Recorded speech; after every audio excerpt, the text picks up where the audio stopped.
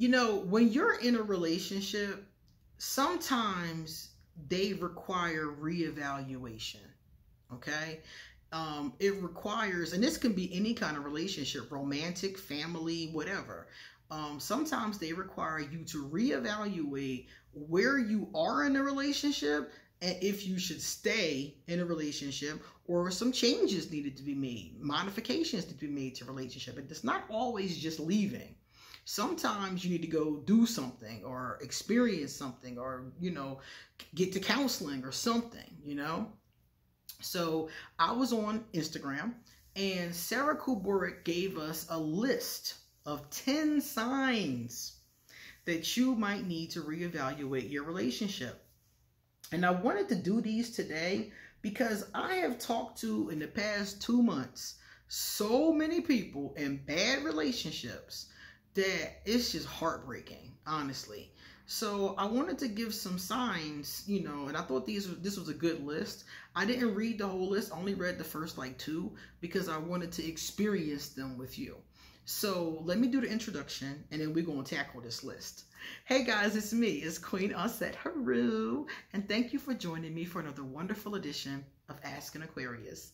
If you haven't already, please hit the red subscribe button and smack the bell. Also, if you like this video, please give it a thumbs up and pass it on to anybody and everybody that might like it too.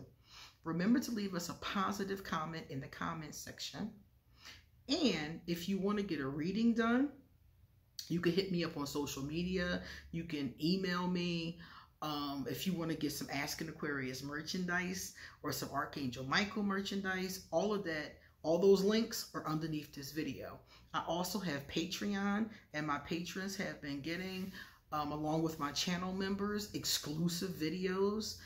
So if you're interested in those, please check out underneath this video. So let's get with our signs, okay?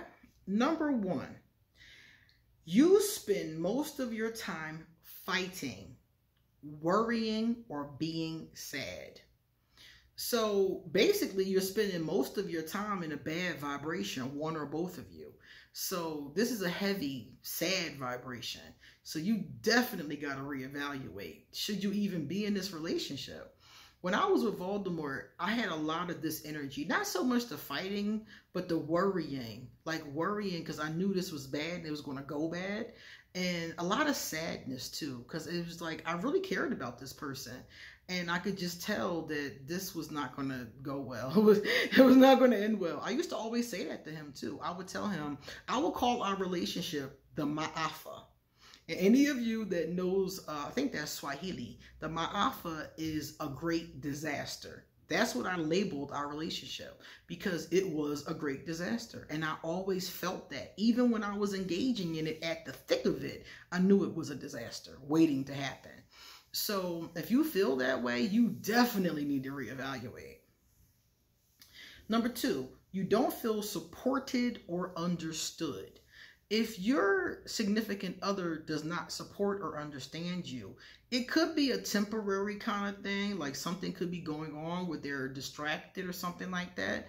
But if this is the norm, if they're not supporting you, if you're doing things like, you know, going to school or something, projects at work or something like that, and they're not supportive, they're not understanding, you have to keep explaining yourself to them, and you're constantly, because you should communicate your needs, but they should get it at some point. I shouldn't have to tell you the same thing over and over again. If that's the case, you must not care.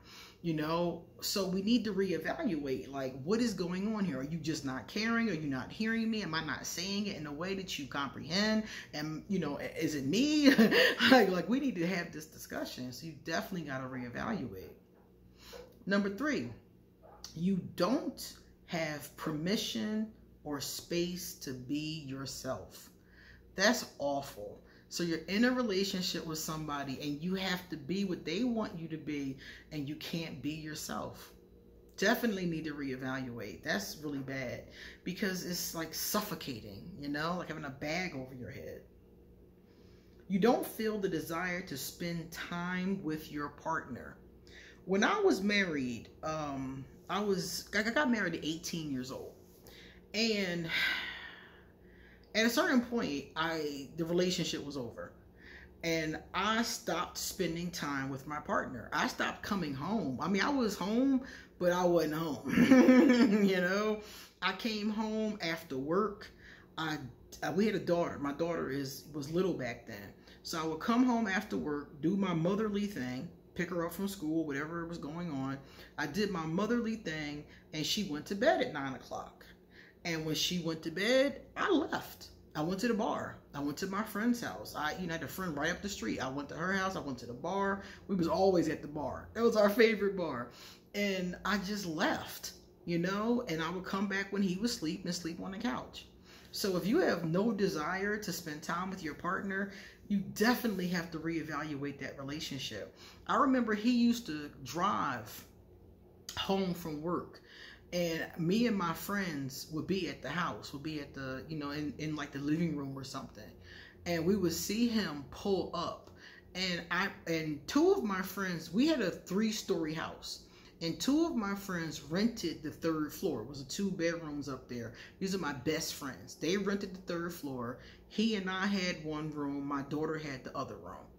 And we would see him pull up and run upstairs. You know, we would go upstairs because it was like, here he come with the bullshit, you know? So if you feel like that, you definitely need to reevaluate. I should have really figured that out, but I was young and I thought that, you know, it just was what it was. Maybe it would get better. I didn't think it that far through until I decided to leave. Let's see. You don't feel respected or valued. This is really bad. Now, it doesn't mean they don't respect or value you. They could just not be showing it to you in a way that you recognize.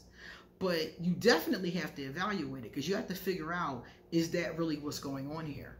Because if this person is disrespecting you and not valuing you, that's not good. First of all, your mental health is going to take a hit. Your emotions, your self-worth, your self-esteem, your self-love, how you feel about yourself is going to take a hit by allowing another person to disrespect and devalue you. After a while, you're going to start believing that what they do is what you deserve. And if you don't believe it, you really got to get out of there, because it's going to become, like I said, more and more intrusive over time. You are asked for more than you receive. Now, I don't recommend that people go tit for tat, you know, but reciprocity is important. So if your lover gives you a rose, you don't have to give them a rose the next day, you know, but there should be reciprocity. If your lover is speaking to you in your love language, you should be speaking back to them in their love language. And if you're not doing that, then you got to think, why? Why don't you want to be reciprocal with this person? So if you're the kind of person that's giving, and I see this with a lot of couples, one person might be giving, and then sometimes it's the woman, but sometimes it's not. And of course, when you have a couple that's not heterosexual, again, you can't, because some people will say that women naturally give, and women a lot of times are naturally nurturers. But I've also seen men who give, and have the same result, don't receive anything back. I know this one guy, he is in love with this girl, and this girl, she just tolerates him, basically. She doesn't really like him that much. She tolerates him, and he's constantly giving her money, he's constantly buying her things, and I always tell him, you can't buy her love. She not feeling you. And he gives and gives. She doesn't give him anything. She barely gives him conversation. And I keep telling him, you're giving more than you're receiving, and it's draining him, you know? But his self-esteem is so in the toilet that he just will not listen. And he just keeps on giving and hoping that one day something he gives her financially will make her love him. And it's not. You feel like you're always walking on eggshells. Well, that means your partner is sensitive and potentially violent. And if not violent, they could be abusive, or they could just be always mad at you about something, which is, in my opinion, emotionally abusive. So if you're always walking on eggshells around your partner, you're scared to say things, you're scared to do things, you know, that kind of thing, that's that's an indicator that you could be in an abusive situation. So you definitely want to evaluate what is going on here, because that kind of a vibration, like I said before, can lead to all kinds of trauma.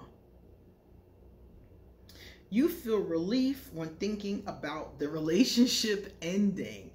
If you think about the person walking out, I remember I was talking to one of my friends the other day, and I said to her, you know, you don't want your husband to wander. That's what I told her, because she was telling me that she's sick of him.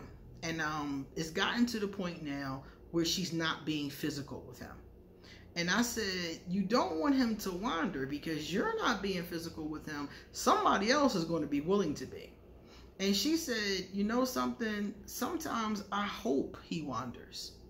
And I was just like, uh-oh. When she said that, I was like, uh-oh. Because that's showing me that sometimes you're fantasizing and having relief at thinking about this relationship maybe ending, him going, wandering off somewhere. So in this particular case, she has to reevaluate, why do you feel like that? You know, and what do you want to do about it? You know, because I mean, I wouldn't just sit there and watch the sink and let the ship sink. Do you want to fix the ship, or do you want to bail off of it is the question. You don't feel a strong sense of connection or intimacy. If you're in a relationship with somebody and you feel no connection with them, no intimacy with them, especially a significant other, that's a really bad indication, because most of us feel a connection. That's how we got with the person in the first place. So if there's none of that, definitely a problem. And the last one says the relationship is negatively impact the way you feel about yourself. And I had said earlier that certain ones of these can affect your self-love, your self-esteem. Because if the relationship makes you question who you are as a person, or if the relationship makes you, like, I know when I was with Voldemort, I used to always think, why am I here? Why do I put up with this person? And I used to ask myself, what is wrong with you? I knew there was a problem. I just didn't know what it was till later. And I was like, what is wrong with you? Why do you put up with this person? And I started to, I'm going to tell you honestly, I started to be a little ashamed of myself. Like, you put up with this person who isn't even a good person, isn't a valuable, like, as far as like, I mean, he was awful. I mean, he was awful. Sometimes he was okay. He would pretend to be nice some days, but for the most part, he was awful. And I started to say to myself, like, what does it say about you that you would be with somebody like this? Like, in the first year, I started to ask myself that question. And it was negatively affecting how I felt about myself. And I was like, are you weak? Are you stupid? Are you desperate? Like, what is going on here? And I would ask myself, why are you doing this? And the bottom line was that it really was making me feel a lot of shame. And I didn't realize that until recently, because I was doing like some, healing work, as they call it. And I was pulling these cards, and the card that came up was shame. And it said, when in your life did you feel the most shame? And I thought back to that time, and I was like, I was so ashamed. And you're supposed to talk to yourself. And I was looking in the mirror, and I was like, I was so ashamed of you during that time. I was ashamed that you would be with somebody like that. I was ashamed that you would spend time. I was ashamed that you were in love, or thought you was in love, or doing something, some kind of strong emotion with somebody who was so negative, and somebody who was just awful. And I really looked at myself like, what is wrong with you?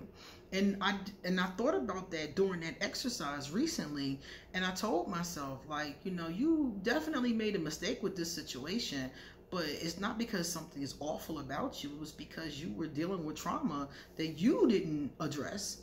So it put you in these bad situations. And he wasn't the only one. He was the only one that I was ashamed of. I was not ashamed of anybody else that I was with.